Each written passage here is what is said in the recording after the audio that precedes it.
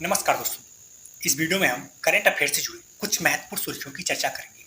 हम देखेंगे कि ये सुर्खियां क्यों चर्चा में हैं, इन्हें किसने प्रस्तुत किया और इनके पीछे के कारण और उद्देश्य क्या है। इसके साथ ही हम इन सुर्खियों की जिन आयामों पर आयोग द्वारा क्वेश्चन किया जाता है उन्हें भी ध्यान से देखेंगे। तो चलिए शुरू करते हैं। आज का जो हमने पहला क्वेश्चन लिया हुआ है वो सैन्य अभ्यास से। अब देखेंगे कि सैन्य अभ्यास से संबंधित कौन सा क्वेश्चन है। तभी हाल ही में भारतीय नौसेना ने किस देश के साथ या किसके साथ वरुण 23 सैन्य अभ्यास किया। तो हमें देखेंगे कि यह किसके साथ किया और यह किस प्रकार का सैन्य अभ्यास है और यह सैन्य अभ्यास कहाँ पे हुआ, इसका कौन सा संस्करण था और क्या अन्य कोई अभी सैन्य अभ्यास हाल ही में किया गया क्या, और कोई भी सैन्य अभ्यास होता है उसका उद्देश्य होता है और इसमें कौन कौन पार्टिसिपेट किया। मतलब जितने भी आयाम पर आयोग द्वारा क्वेश्चन पूछा जा सकता है उनको हम ध्यान से देखेंगे। तो चलिए शुरू करते हैं। तो भारतीय नौसेना ने किसके साथ वरुण 23 सैन्य अभ्यास से किया, किसके साथ किया, फ्रांस के साथ किया। यह किस प्रकार का सैन्य अभ्यास है, यह द्विपक्षीय, मतलब इसमें केवल दो देश भारत और फ्रांस से और कोई देश नहीं है। यह सैन्य अभ्यास कहाँ पे किया गया, यह सैन्य अभ्यास अरब सागर, भारत के पश्चिम में स्थित अरब सागर में किया गया। यह कौन सा संस्करण है, यह 21वां संस्करण है। क्या भारत और फ्रांस के बीच अन्य कोई सैन्य अभ्यास हुआ क्या? जी हाँ, दोनों देशों के बीच फिंजेक्स 23 केरल में तिरुवनंतपुरम के पैगोड मिलिट्री स्टेशन में 7 से 8 मार्च 2023 को आयोजित किया गया था। ये इसके अलावा, और ये तो अभी हाल ही में आयोजित किया गया वरुण 23।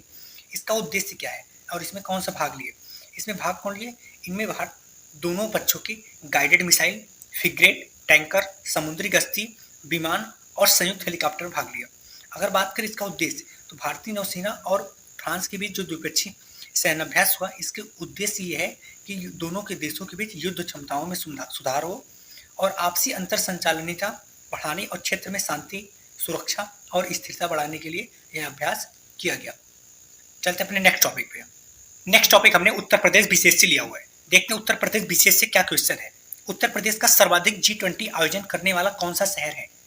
उत्तर प्रदेश में जो G20 का आयोजन किया गया, कौन सा ऐसा शहर है जहां पे सर्वाधिक आयोजन किया गया, कौन सा शहर है और कितनी बार आयोजन किया गया और उसका स्थान यूपी के परिप्रेक्ष्य में या भारत के परिप्रेक्ष्य में क्या है। इसके बाद G20 संबंधित जो स्टैटिक पार्ट है उनको भी हम कवर करेंगे। तो उत्तर प्रदेश का सर्वाधिक G20 आयोजन करने वाला शहर कौन सा है, वाराणसी, जिसको उत्तर प्रदेश का सांस्कृतिक राजधानी भी कहा जाता है। कितना बार आयोजन किया गया, यहाँ पे G20 का 6 बार यहाँ पे आयोजन किया गया। जी, उत्तर प्रदेश में टोटल 11 बार आयोजन होना था, जिसमें से 6 बार अकेले वाराणसी में ही आयोजन किया गया। अगर बात करें इसके स्थान की, तो यूपी में पहले स्थान पे, मतलब यूपी में सबसे ज्यादा बार आयोजन किया गया और वहीं देश के तीसरे स्थान पे जगह बनाई। तो देश में तीसरा स्थान है, तो देश में पहला कौन है, देश में पहला दिल्ली है सर्वाधिक आयोजन करने वाला, दूसरा गोवा और तीसरे पे वाराणसी।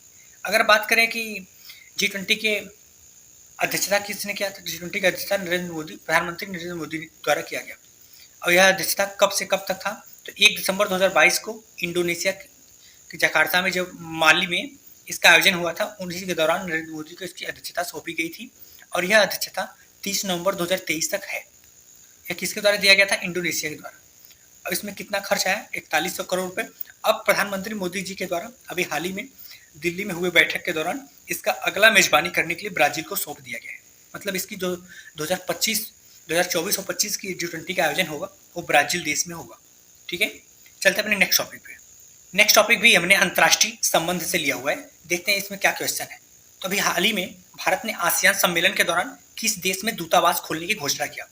भारत ने आसियान सम्मेलन में के दौरान नरेंद्र मोदी के द्वारा किसी देश में दूतावास खोलने की घोषणा किया गया। हमें देखेंगे किस देश के साथ किया गया और अभी क्यों किया गया, इसके पहले क्यों नहीं किया गया था, और यह किसके दौरान किया गया और यह कहाँ पे किया गया और यह कब किया गया, यह कौन सा संस्करण है। ये आसियान सम्मेलन की बात कर रहा हूँ। इसकी स्थापना कब हुई, इसमें कौन से सदस्य हैं, कितने देश हैं, इस बार का थीम क्या है, मतलब जितने भी आयाम पर क्वेश्चन बन सकता है।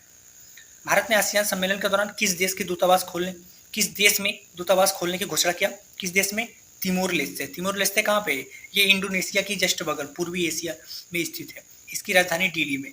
दूतावास कहाँ खोला जाएगा, तिमोर लेस्ते देश की राजधानी दिल्ली में खोला जाएगा।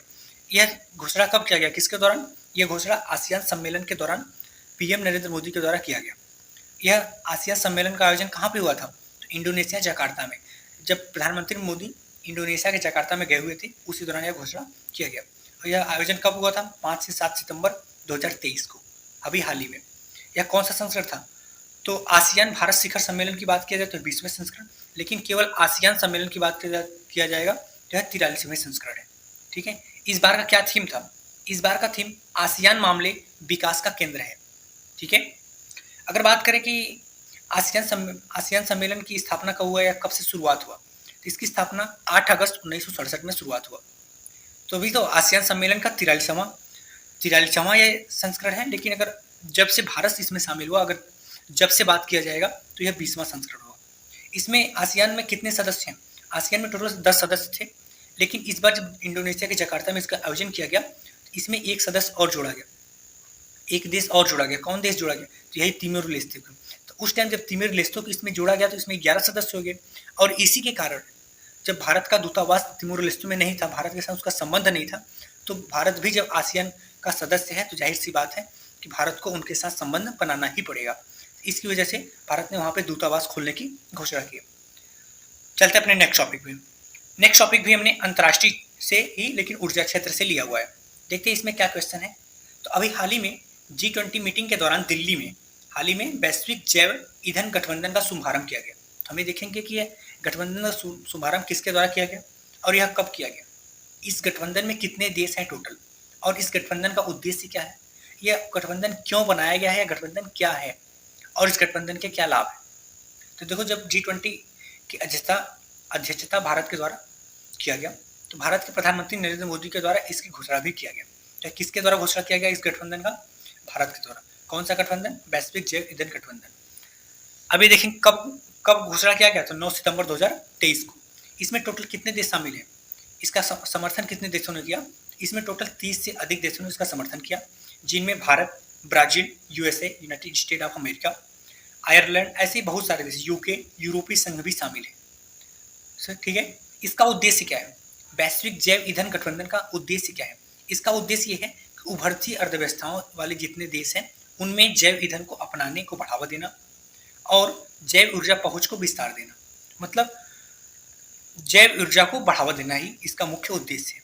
ये वैश्विक जैव ईंधन गठबंधन क्या है, इसके अंदर क्या किया जाएगा? इसके अंतर्गत जो पेट्रोल या डीजल का उपयोग हो रहा है उसमें एथेनॉल का प्रयोग बढ़ाया जाएगा। एथेनॉल एक जैविक ईंधन है, जब इसको प्रयोग बढ़ाया जाएगा तो इससे कुछ लाभ होंगे। इससे क्या लाभ होगा? इसके प्रमुख लाभ ये है कि यह जलवायु परिवर्तन से लड़ने, ऊर्जा सुरक्षा में सुधार और आर्थिक विकास बढ़ावा देने में मदद कर सकता है। क्योंकि जो पेट्रोल डीजल इसका ईंधन का प्रयोग है, ये हमारे पर्यावरण पे काफ़ी प्रभाव छोड़ते हैं।